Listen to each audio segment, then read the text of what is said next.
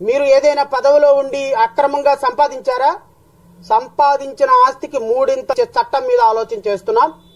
అలాంటి చట్టం పాస్ చేసి తీరుతాం. 2024 సంవత్సరంలో ఎవడైతే ప్రభుత్వాన్ని అడ్డం పెట్టుకొని సంపాదించుకున్నాడో సజ్జల రామకృష్ణారెడ్డి, జగన్మోహన్ రెడ్డి, రోజారెడ్డి, విడుదల రజనీ రెడ్డి, రెడ్డి కాకపోయినా రెడ్డి కింద లెక్క మా దృష్టిలో, పెడన ఎమ్మెల్యే జోగి రమేష్ రెడ్డి, మీ అందరి ఆస్తులు వడ్డీతో సహా, చక్కెర వడ్డీతో సహా లాక్కునే ఆలోచన చేస్తాం కూడా, అందులో డౌటే లేదు. ఇంక్లూడింగ్ అధికారులతో సహా, ఐఏఎస్లు, ఐపీఎస్లు, ఈవెన్ తహసీల్దార్లు, ఎంఆర్ఓలు. మీరు అనుకుంటున్నారు అమ్మయ్య జగన్మోహన్ రెడ్డి గారు పోతే మళ్ళీ ఒకవేళ చంద్రబాబు నాయుడు గారు వస్తే చంద్రబాబు నాయుడు గారు కాళ్ళ దగ్గరికి వెళ్ళి కూర్చొని అయ్యా మీరు చాలా గొప్ప, మాకు ఇక్కడ పోస్ట్ ఇవ్వండి, అక్కడ పోస్ట్ ఇవ్వండి, అక్కడికి వెళ్ళి తెచ్చుకుందాంలే. ఇప్పుడు విజయ్ కుమార్ అని ఒకడు ఉన్నాడు, అట్టంటోడు ఐఏఎస్ ఆఫీసర్. వైఎస్ఆర్ తెలుగుదేశం ప్రభుత్వంలో ఉన్నంత వరకు తెలుగుదేశం బూట్లు నాకేవాడు. ఇప్పుడు వైఎస్ఆర్సీపీ ప్రభుత్వం వచ్చినంత వైఎస్ఆర్సీపీ ప్రభుత్వంలో చక్కగా అన్ని హోదాలు ఎలగబెట్టాడు, డబ్బు సంపాదించుకొని ఇప్పుడు ఒక యాత్ర చేస్తున్నాడు ఆయన, ప్రభుత్వానికి అనుకూలంగా ప్రభుత్వానికి డబ్బులు తీసుకొని. ఇలాంటి వాళ్ళందరి ఆస్తులన్నీ కూడా జప్తు చేసే చట్టాన్ని ఒకటి తయారు చేస్తాం. కంగారు ఏం లే. In front of there is a crocodile festival, don't worry.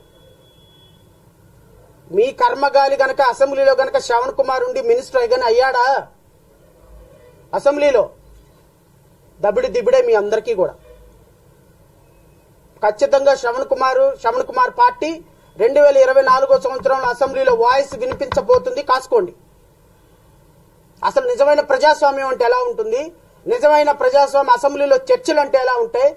ప్రజాస్వామ్యంలో ఒక మంత్రి, ఒక ప్రజాస్వామ్య అంబేద్కర్ వాది మంత్రి అయితే, రాజ్యాంగంలో భాగస్వామి అయితే ప్రభుత్వం ఎలా ఉంటుందనేది 2024 సంవత్సరంలో అసెంబ్లీలో చూడండి మీరు.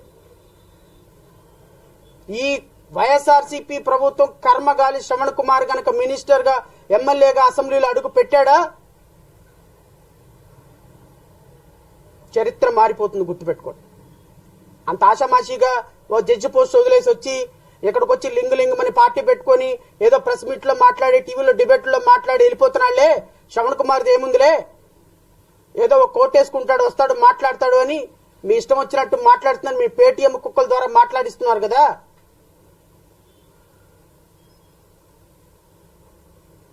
ఆ పేటీఎం కుక్కలకి ఎనలిస్టుల ముసుగులో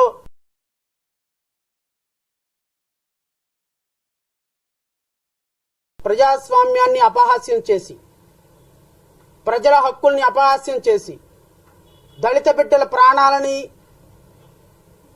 అలుసుగా తీసుకొని, మా హక్కుల్ని అలుసుగా తీసుకొని మమ్మల్ని కొట్టి చంపుతున్న ఈ ప్రభుత్వానికి మీరు సపోర్టు చేసుకుంటే చేసుకోండి. Doesn't matter at all, you are not bothering at all, చేసుకోండి.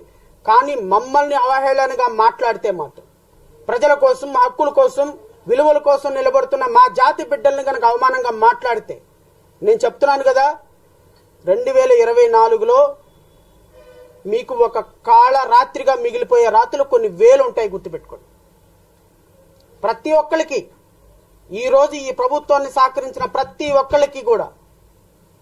ఒక్కళ్ళకి ఒక చరిత్ర ఉంటుంది. ఆ చరిత్ర ఎంత దారుణంగా ఉంటుంది అంటే, దీనికంటే ఆత్మహత్య చేసుకుని చచ్చిపోవటం ఉత్తమం కదా అనుకునే అంత దారుణంగా ఉంటుంది.